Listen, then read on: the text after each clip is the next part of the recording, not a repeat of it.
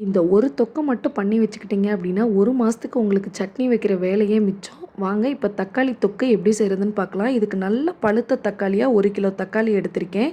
2 lemon size அளவுக்கு புளிய வந்து 1/2 கப் தண்ணி ஊத்தி ஊற வச்சுக்கோங்க.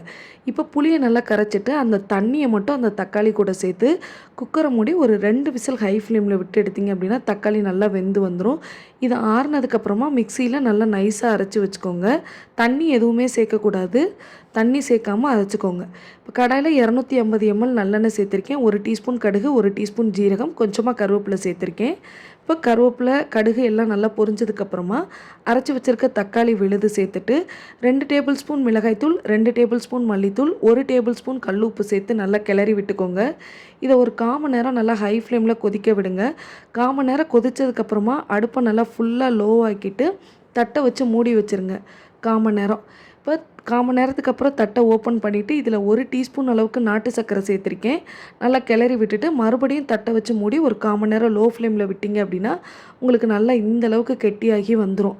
இப்போ இதை நல்லா அடுப்பை ஆஃப் பண்ணிவிட்டு ஆறுனதுக்கப்புறமா ஒரு ஏர்டைட் கண்டெய்னரில் ஸ்டோர் பண்ணி வச்சுக்கோங்க. கண்டிப்பாக ஃப்ரிட்ஜில் தான் ஸ்டோர் பண்ணி வைக்கணும். வெளியில் வச்சிங்க அப்படின்னா உங்களுக்கு கெட்டு போயிடும் சீக்கிரமே.